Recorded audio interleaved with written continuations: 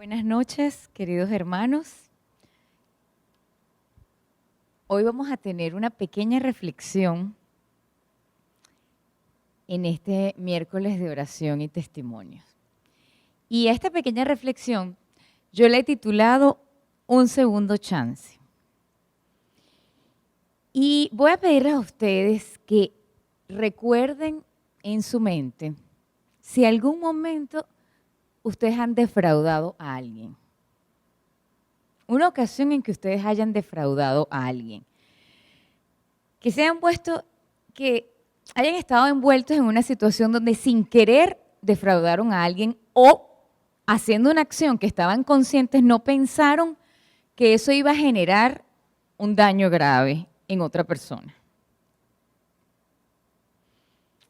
Cada uno va a pensar en esa situación. Y hace muchos años yo leí una matutina de mujeres donde una muchacha contaba que ella había durado mucho tiempo preparando un concierto de piano para ser presentado ante otras autoridades de otra escuela de música. Y ese concierto tenía que ser de memoria. Y ella duró muchos años con su profesora, que era una famosa pianista, trabajando y trabajando en la pieza que iban a presentar. Cuando le tocó a ella presentar ante un jurado lleno de mucha gente, en un piano de cola, el salón estaba oscuro, ella solamente era la que estaba pasando, ella comenzó muy bien y hubo un momento en que se le olvidó todo. Después de tanto tiempo que había practicado. Y a ella eso le dolió mucho, pero lo que más le dolió fue la mirada de la profesora. Que la profesora la miró como, o sea, me has decepcionado tanto, tanto que trabajé contigo. Y la profesora hizo así y se levantó y se fue. Y ella dice que eso le marcó su vida, a pesar de que era una muchachita. Y yo me identifico con esa historia porque yo también presenté un examen de piano de memoria. Y a pesar de que no me nublé, no fue que se me olvidó, duré años también trabajándolo. Y cuando me presentaron, la profesora pidió que nadie tuviera celulares prendidos. Y hubo un momento en que sonó un celular y ahí yo me bloqueé. Y se me olvidó una frase de la pieza. Pero después yo volví a empezar y era a dos pianos, entonces era muy difícil, pero volví a empezar y ella me agarró y pudimos terminar. Y gracias a Dios terminé y me dieron mi diploma, pero me identifiqué mucho con la historia de la persona que dio la matutina. Y en la Biblia hay muchas historias de decepciones. A ver si alguno se acuerda de una decepción que hizo un personaje bíblico.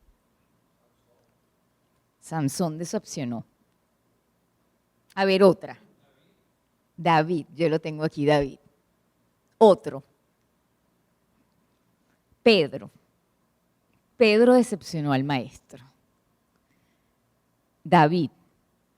El hijo pródigo. El hijo pródigo decepcionó a su padre.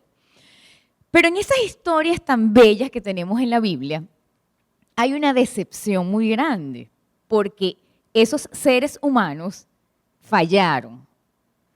Pero también hay una historia de perdón. Después de la historia de la decepción humana, porque todos somos humanos y decepcionamos, viene un perdón. Y me gusta mucho cuando se habla del perdón. El perdón es algo que todos necesitamos y humanamente nuestro perdón no es igual al de Dios. Ojalá nosotros fuésemos perdonadores como Dios. ¿Qué dice Dios del perdón? ¿Qué dice la Biblia del perdón? ¿Cómo es el perdón de Dios? Me olvido de tus pecados y los echo al fondo del mar. Ojalá nosotros dijéramos así cuando nos ofenden. Yo olvido lo que me hiciste, lo echo al fondo del mar y no me voy a acordar más nunca de eso. Pasamos la página. Lamentablemente no somos así.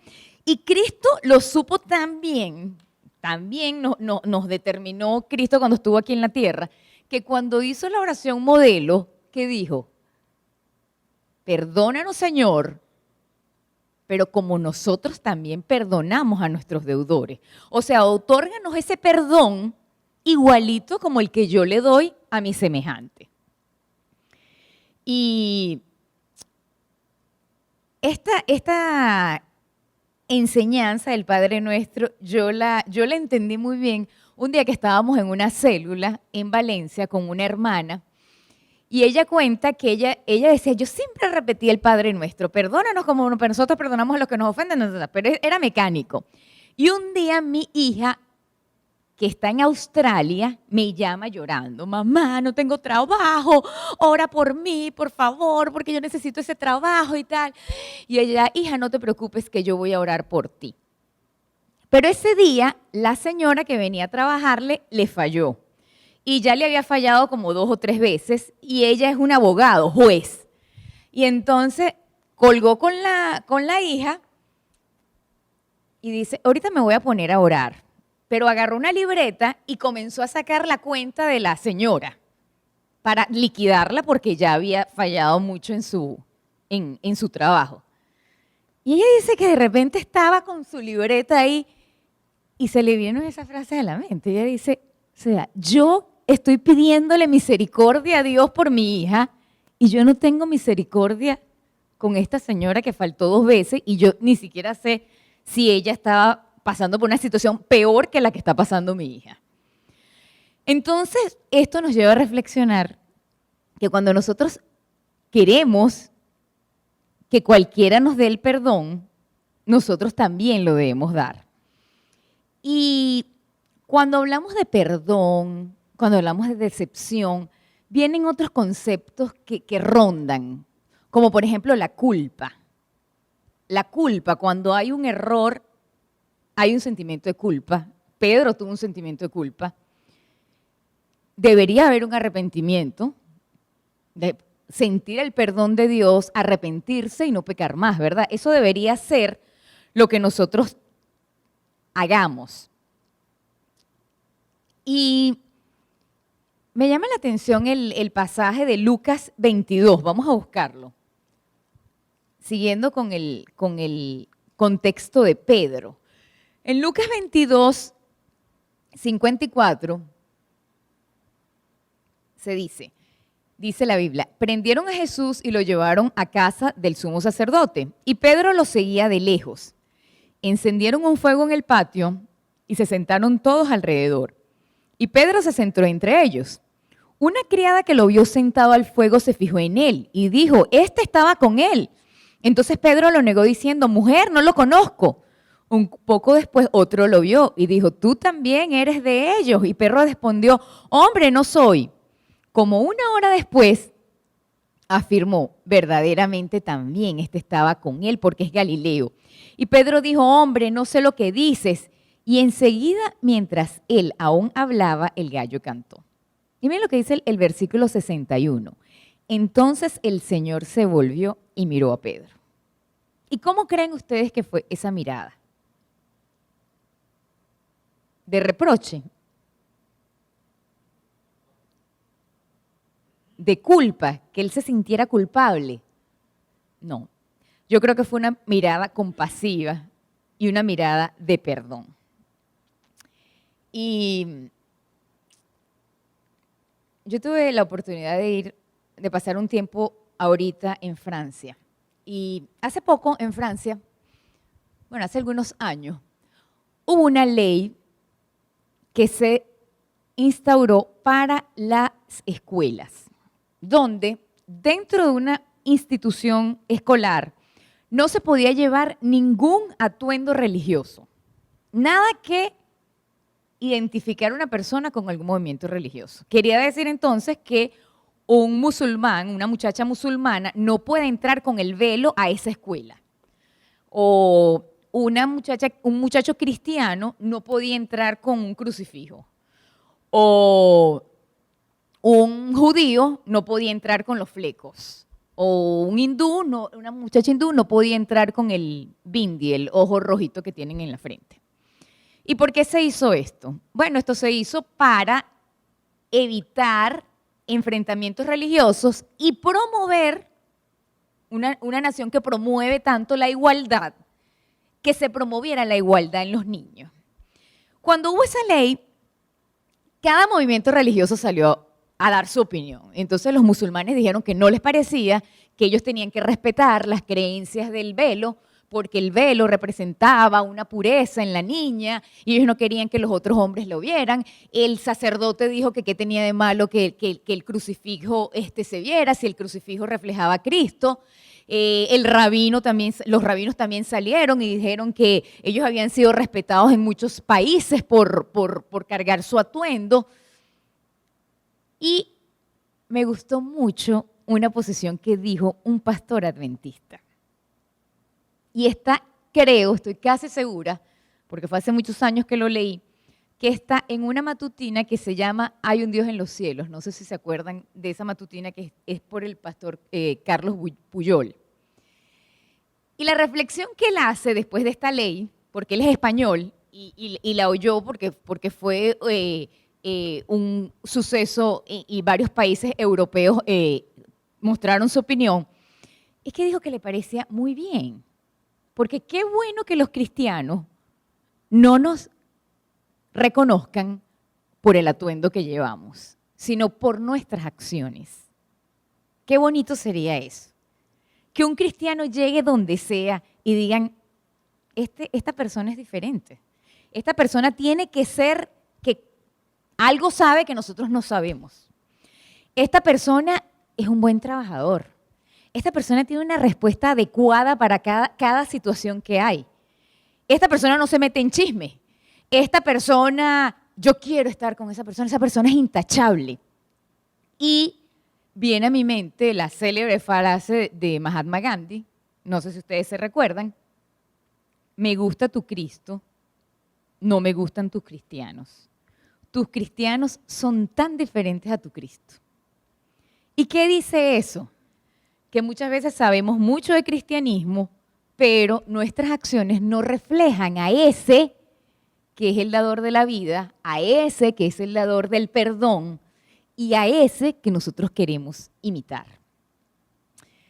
Pero no es tan fácil imitar a una persona que no se conoce. Es fácil imitar a una persona que todo el día se ve, que trata de emularse, que trata de copiarse. ¿Y cómo se hace esto con Cristo? La forma es estudiando, la forma es buscándolo. ¿Y qué dice la Biblia? ¿Qué dice la Biblia en Jeremías? Vamos a buscarlo porque ese es un texto que es clave y que nosotros diariamente debiéramos repetírnoslo. Jeremías 29, 13 es una cita altamente estudiada. ¿Y qué dice? Dice, me buscaréis y me hallaréis cuando me busquéis de todo corazón. De todo corazón es que nosotros tenemos que buscar a ese Cristo para reflejar ese amor. Y al sentir que queremos reflejar a ese Cristo, eso es una constante acción, es diaria. Y mucho tiene que ver con el comportamiento que nosotros tengamos, con la conexión que tengamos con Dios. A mí me gusta mucho el Salmo 1 y siempre lo repito, porque me parece que en tan pocas líneas habla de lo que debería ser un cristiano. Dice, bienaventurado el hombre que no anda en consejo de malos, ni se detiene en camino de pecadores, ni en silla de burladores se sienta. Antes, en la ley de Jehová está su delicia, y en su ley medita de día y de noche. Díganme, un cristiano que está meditando en la ley de Dios día y noche, no se va a parecer a Cristo. Será como árbol plantado junto a corrientes de agua, que da su fruto a su tiempo y su hoja no cae. Y miren lo que dice después. Y todo lo que hace prosperará. Todo lo que hace prosperará. No así los malos, que son como la paja que arrebata el viento. Por eso no se levantarán los malos en el juicio ni los pecadores en la congregación. Porque el Eterno conoce el camino de los justos, pero la senda de los malos perecerá. Y yo no quiero quedarme nada más en la ley, porque a veces somos legalistas, nada más en la ley. Yo no codicio, yo no fornico, yo guardo el sábado, que no sé qué más. Yo quisiera ir un poquito más allá. Y lo que nos dice Gálatas 5:22, ¿qué es? A ver, eso es un texto muy citado. ¿Qué nos habla Gálatas 5:22? ¿Qué es eso? Los frutos del Espíritu. ¿Y cuáles son? Eso no lo sabemos. Amor, gozo, paciencia, benignidad, bondad. Ustedes quisieran tener esas características, como quisieran que nos reconocieran por eso. Oye, qué persona tan mansa, qué persona tan fiel, qué dominio propio tiene ese cristiano. Hay situaciones donde cualquiera se saldría de sus cabales y esa persona tiene dominio propio. Y dice la Biblia, contra estas virtudes no hay ley. Y a mí me gusta mucho leer la Biblia. Yo tengo alrededor de 15 años haciendo el año bíblico, todos los años. Y creo que es un género literario que, o sea, además de ser la palabra de Dios, estoy hablando desde el punto de vista de literatura. Es un género literario que ayuda tanto, porque es que tiene de todo, tiene historia, tiene poesía, tiene profecía, tiene parábolas, tiene consejos, tiene filosofía, tiene de todo. Y uno de los libros que más me gusta cada vez que llega el año bíblico y lo tengo más rayado en la Biblia es Proverbios. O sea, Proverbios tiene tantos consejos. Y me encanta Proverbios 3:21 que dice, hijo mío, no se aparten estas cosas de tus ojos, guarda la ley y el consejo. El que guarda la ley y el consejo de lo que dice la Biblia le va a ir bien, no le puede ir mal. Y son tantas las experiencias que están en la Biblia que uno puede aprender de ellas. Yo hablaba al inicio de entre los personajes que hicieron decepciones, David, porque la historia de David es tan emblemática y es tan explícita, pero no solamente me acuerdo de David y de su pecado, me gusta mucho 1 Samuel 16 y dos versículos que no son tan citados, no son tan comunes, pero a mí me gustan mucho.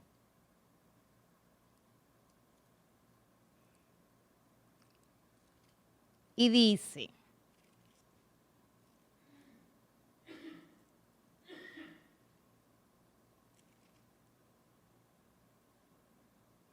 perdón, 1 Samuel 18.